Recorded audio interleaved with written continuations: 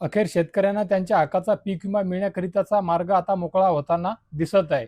तर हो शेतकरी मित्र बघा, खूप दिवसापासून काही जिल्ह्यातील शेतकऱ्यांच्या पीक विम्याचा मार्ग ऑलरेडी मोकळा झालेला होता. परंतु असं असताना सुद्धा आणि वेळप्रसंगी राज्यस्तरीय तक्रार निवारण समितीने काही जिल्ह्या म्हणजे 2-4 जिल्ह्यापैकी जे काही मंजूर विमा होता त्या शेतकरी बांधवांचा, त्या शेतकरी बांधवांना देण्यात यावा याकरिता पीक विमा कंपनीला आदेश दिलेले असताना सुद्धा त्यांच्या विरोधात पीक विमा कंपनी खऱ्या अर्थाने वरच्या पातळीवर म्हणजे केंद्रीय स्तरीय तक्रार निवारण समितीकडे ते गेलेले होते, अपील केलेली होती आणि ते अपील केलेले असताना सुद्धा आता शेवटच्या क्षणी काय होणार, परंतु शेतकऱ्याच्या बाजूनेच तो विषय मार्गी लागलेला दिसत आहे मित्रांनो. त्यानुसारची ही अपडेट आहे. या व्हिडिओच्या माध्यमातून आपण ते पाहण्याचा प्रयत्न करणार आहोत. कोणता जिल्हा आहे, कोणते जिल्हे आहेत, किती रक्कम आहे, किती दिवसामध्ये हा पीक विमा मिळू शकतो, काय प्रकार घडलेला आहे. खूप छोट्या थोड्या वेळेमध्ये आपण हा व्हिडिओ आणि ही माहिती पाहण्याचा प्रयत्न करणार आहोत. त्यामुळे हा व्हिडिओ कुठे स्किप न करता शेवटपर्यंत पाहण्याचा प्रयत्न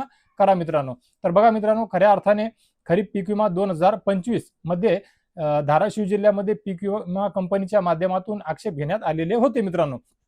धाराशिवच काय तर इतर जिल्ह्यांचा सुद्धा उल्लेख आहे, 2-4 जिल्ह्याचा. त्यानुसार आपण पाहूया.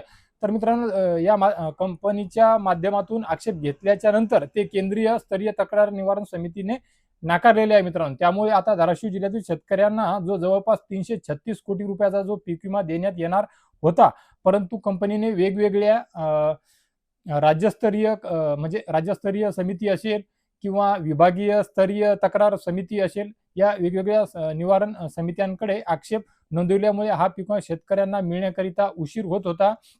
एवढंच काय, तर हा पीक विमा शेतकऱ्यांना मिळेल किंवा नाही असा संभ्रम सुद्धा निर्माण झालेला होता मित्रांनो. बघा, तसं पाहिलं तर राज्यस्तरीय तक्रार निवारण समितीने धाराशिवच काय तर धाराशिव सोबत इतरही 2-4 जिल्ह्यांकरिता पीक विमा देण्याकरिताचे ऑलरेडी निर्देश दिलेले होते. पण पीक विमा कंपनीने परत एकदा या राज्यस्तरीय तक्रार निवारण समितीने दिलेल्या निर्णयाच्या विरोधात सुद्धा केंद्रीय स्तरीय तक्रार निवारण समितीकडे पुन्हा अपील केलेली होती आणि आता केंद्रीय स्तरीय तक्रार निवारण समितीने सुद्धा थेट पुढील 7 दिवसामध्ये धाराशिव जिल्ह्यातील या शेतकऱ्यांना पीक विमा देण्याचे निर्देश दिलेले आहेत मित्रांनो.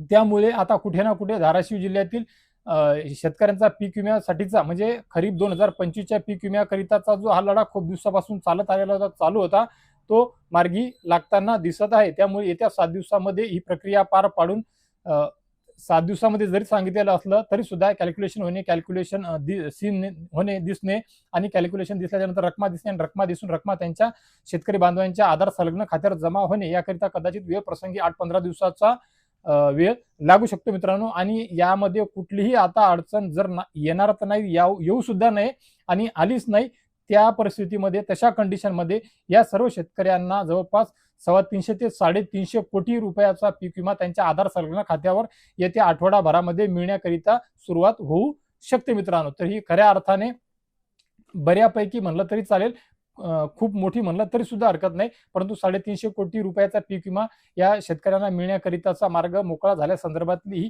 गोड अपडेट, दिलासादायक बातमी आपण या व्हिडिओच्या माध्यमातून या धाराशिव जिल्ह्यातील सर्व शेतकरी बांधवांकरिता घेऊन आलेलो आहे मित्रांनो.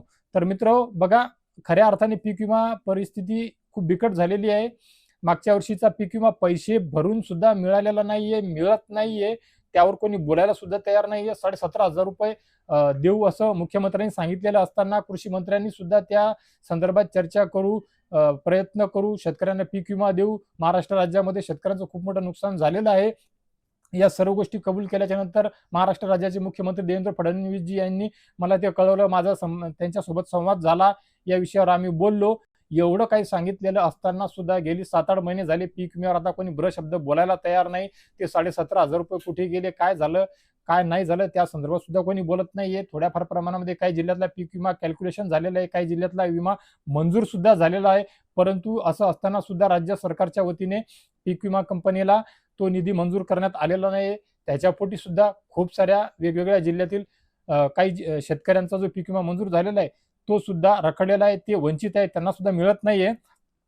आणि अशा परिस्थितीमध्ये साहजिक आहे की यावर्षी 100% पीक विमा योजनेकडे निदान महाराष्ट्र राज्यातील शेतकरी तरी पाठ फिरवतील आणि हीच परिस्थिती पाहाव्यास मिळत आहे.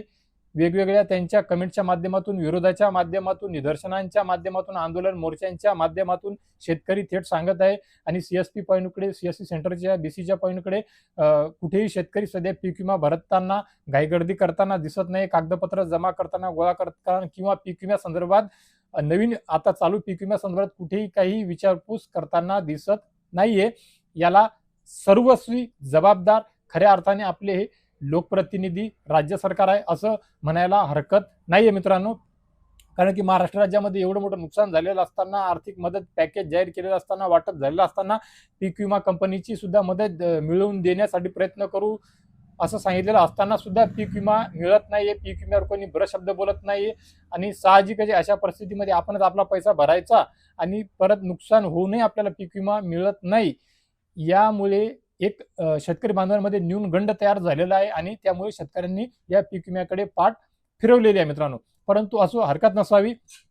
थोड्याफार प्रमाणामध्ये काय होणार, या व्हिडिओच्या माध्यमातून आपण धाराशिव जिल्ह्यातील शेतकऱ्यांकरिता एक थोडीशी दिलासादायक आनंदाची गुड न्यूज आणलेली होती. ती काय होती, कशी होती, किती रक्कम होती आणि किती दिवसामध्ये मिळू शकते, या सर्व गोष्टी आपण या व्हिडिओच्या माध्यमातून आपल्या महाराष्ट्र राज्यातील शेतकऱ्यांसोबत आणि धाराशिव जिल्ह्यातील शेतकऱ्यांसोबत शेअर करण्याचा प्रयत्न केलेला आहे मित्रांनो.